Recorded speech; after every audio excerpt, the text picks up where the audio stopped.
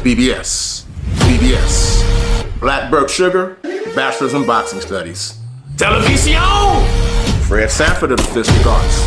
When all is said and done, there's nothing left to say or do.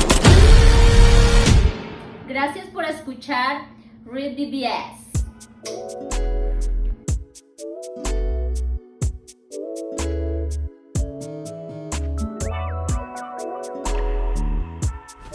REED-BBS. BBS. This Saturday, August the 12th, EMANUEL Navarette versus Oscar Valdez. They're calling it Made in Mexico for the WBO Super Featherweight Championship of the world. Where will this bout fall in the pantheon of Mexican fistic rivalries? Where? Now, we all know what it is when two Mexicans throw hands. Toe-to-toe, mano y mano, machismo, cojones, all of the above. And defense is optional, quite frankly. It's optional. You ain't got to duck your head if you don't want to. I'm going to have my popcorn and beer. Hey, don't duck. That's fine. I'm talking mariachi bands, sombreros. We want it all. We demand it all. And what we do know is when it's Mexican versus Mexican, SA versus SA, at some point, inevitably, there's an explosion, there's an exchange of mutual two-way violence. And like literally, there's pressure, there's responsibility, there's a fucking obligation to violence. Obligation to violence. Or as Navarrete worded it, a bloody Mexican-style fight. Speaking of Mexican-style fights, the Barrera-Morales trilogy, what a great place to start, right? It's the quintessential Mexican fistic rivalry. And fittingly, both Marco Antonio Barrera and Eric Morales will be in attendance at Navarrete versus Valdez this Saturday. That's dope. I like that. Of course, these dudes, they cool now. They've mended fences and they break bread now, but they used to loathe each other. Hate ain't strong enough. They loathed each other. Barrera, he was the upper middle class kid, well educated. I believe he was even pursuing a law degree at one point. Whereas Morales was the Tijuana street kid. You know, they just opposite ends of the spectrum, literally. They got into it at the weigh-in to where Barrera literally swung on Morales. He hit him. He connected. Fuck a fight. Fuck a paycheck. I want to fight you right now. That's where they were. 3 bouts at 3 different weight classes. All 3 fights are, to this day, still rewatchable. The quintessential Mexican fistic rivalry. Moving on to the grandfather of Mexican fistic rivalries. Ruben Olivares versus Chucho Castillo. Talk about mutual exchanges of two-way violence. Yeah, all 3 of these fights possess that. And they actually fought 3 times in less than a full year. 3 times in less than 365 days for the undisputed bantamweight title each time. Classic trilogy. There's also Rafael Marquez versus Israel Vasquez. Now, this wasn't a trilogy.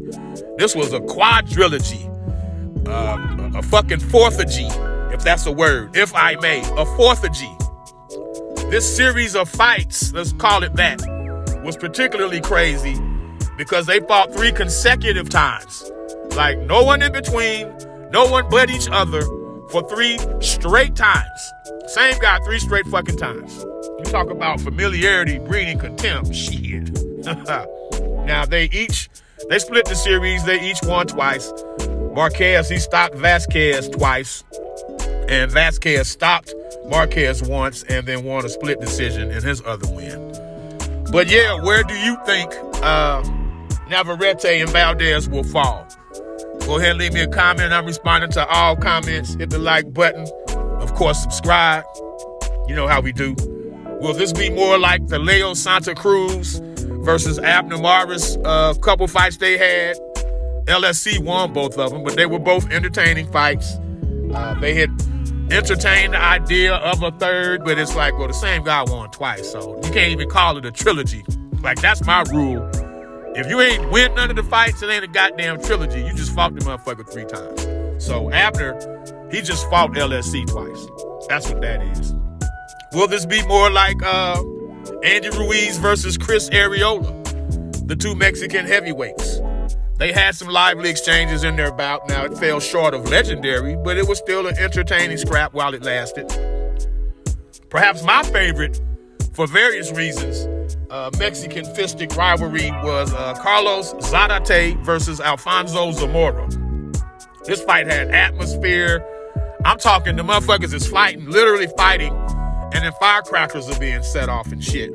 Like, it was wild. The atmosphere was crazy. The records coming in, Zarate was 46-0, 45 KOs, and Zamora was 28-0, all 28 wins by knockout. Now, this was a unification of sorts because Zarate was, I believe, the WBC champion at bantamweight, and Zamora the WBA champ. I forget which one held the belts, but one was the champ of one organization, the other of the other organization, and this was the 2-belt era. So, effectively, this was for the undisputed bantamweight title, even though it was a non-title fight. But yeah, in round 1, motherfucker jumps in the ring, a fan just jumps in the ring like randomly out of nowhere. And then the police, they violently dragged his motherfucking ass all the way up out the ring. It was funny as hell. Zarate had a rough first round, but then he commenced to whooping Zamora's ass. So much so that Zamora's father ended up throwing in the towel. Now, what was funny about that is his son is laying flat on his back, and then you see the towel come in and land on his face. Meanwhile, Zamora's father, who had just threw in the towel, goes and charges up Zarate's manager, who used to manage his own son. So these 2 old motherfuckers fighting, his son on the ground, half conscious with a towel on his face. Just a crazy ass scene. And that's my type of fight atmosphere. Just keeping it a buck.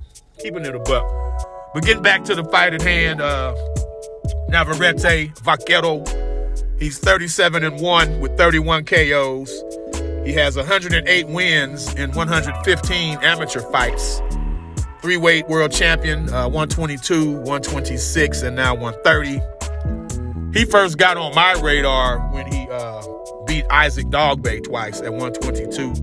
He's got the stereotypical Mexican style. You know, he's a stereotypical Mexican fighter, face first.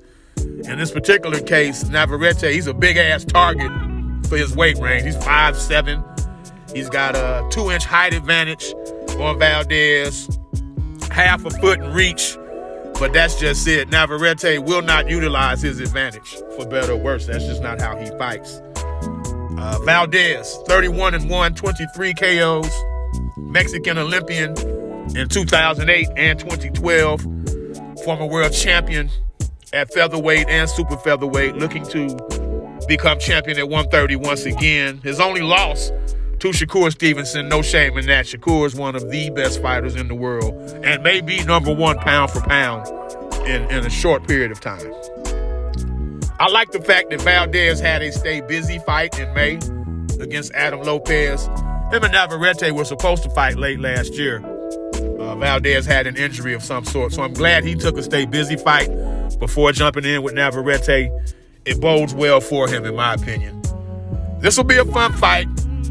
There will be mutual exchanges of 2-way violence, as I've mentioned, because both Navarrete and Valdez, they feel the obligation. They feel it.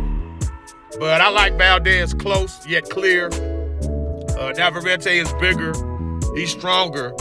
But Valdez has pedigree. He's got technique. He's got athletic advantages. And with the styles make fights. Navarrete is going to constantly bring the fight to Valdez. And I see Valdez piecing him the fuck up. Bruising him up good. Maybe even stop him late. But I'm going Valdez UD. REED-BBS. Blackbird Sugar. Bachelor's in Boxing Studies. Televisión.